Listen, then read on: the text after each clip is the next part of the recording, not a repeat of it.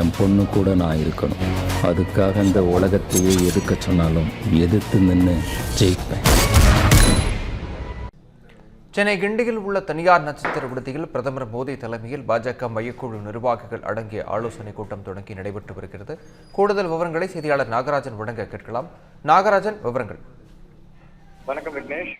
சென்னை கிண்டியில் இருக்கக்கூடிய தனியார் நட்சத்திர விடுதியில சரியாக 11 மணிக்கு பாஜக மையக்குழு நிர்வாகிகள் அடங்கி இருக்கக்கூடிய ஆலோசனை கூட்டம், அதாவது பிரதமர் நரேந்திர மோடி இந்த ஆலோசனை கூட்டத்துல பங்கேற்றிருக்கிறாரு. மையக்குழு நிர்வாகிகள் சந்தித்ததற்கான நேரமானது ஒதுக்கப்பட்டிருக்கக்கூடிய சூழல்ல 11 to 12 அப்படிங்கிற ஒரு டைம் ஸ்லாட்ல இந்த மையக்குழு நிர்வாகிகள் அடங்கியிருக்கக்கூடிய ஆலோசனை கூட்டமானது நடைபெற்று வருகிறது. குறிப்பாக 2026 சட்டமன்ற தேர்தலுக்கான வியூகம், அதாவது தேர்தல் பரப்புரையின் போது என்னென்ன மாதிரியான விஷயங்களை கையாள வேண்டும், அதே போல குறிப்பாக நட்சத்திர பேச்சாளர்களாக இருக்கக்கூடியவர்கள் மத்திய அரசினுடைய இணக்கமான திட்டங்களை தமிழகத்துல செயல்படுத்தியது குறித்தும் இனி செயல்படுத்துவது குறித்தும் டபுள் இன்ஜின் சர்க்கார்னு சொல்லப்படக்கூடிய மத்தியிலும் மாநிலத்திலும் ஒரே ஆட்சி, அதாவது ஒரே கட்சியினுடைய ஒரே கூட்டணியுடைய ஆட்சி அமையும் பொழுது அது எப்படியாப்பட்ட பலன்களை அளிக்கும், அடுத்த கட்டமாக தமிழகத்திற்கான பலன்கள் என்னென்ன இருக்கும் உள்ளிட்ட விஷயங்களை இதுல மக்கள் கிட்ட எடுத்துட்டு போறதுக்கு என்னென்ன பண்ண வேணும் உள்ளிட்ட விஷயங்களை பிரதமர் நரேந்திர மோடி, அதாவது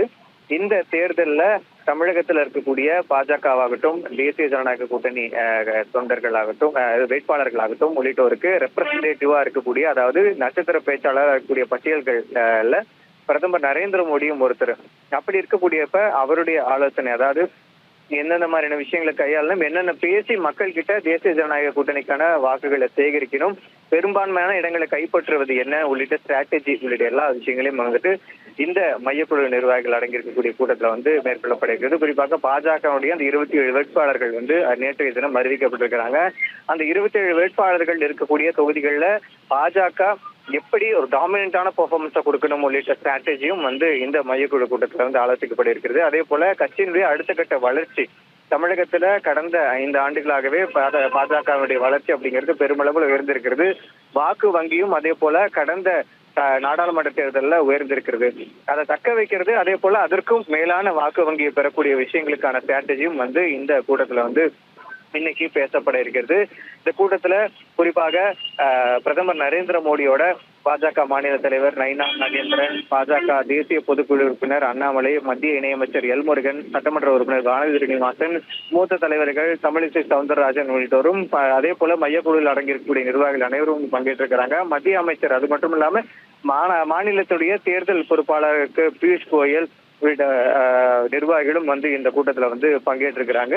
இந்த கூட்டத்தின் மூலமாக 2026 சட்டமன்ற தேர்தலில் குறிப்பாக மே 4ஆம் தேதி அந்த ரிசல்ட் அப்படிங்கிறது வரும் பொழுது பெரும்பான்மையான இடங்கள்ல தேசிய ஜனநாயக கூட்டணி, அது கூட்டணி கட்சிகள் அனைவரும் வெற்றி பெற்று ஆட்சி அமைக்கிறதுக்கான ஒரு முக்கிய திருப்பு முனையாக இந்த ஆலோசனை கூட்டமானது நடைபெற்று வருகிறது.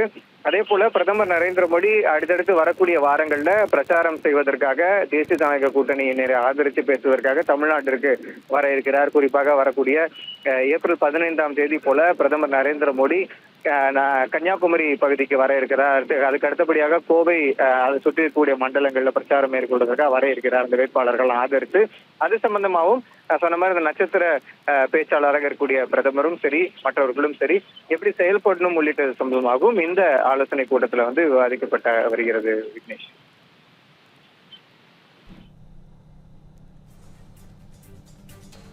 விவரங்களை வழங்கியமைக்கு நன்றி நாகராஜன்.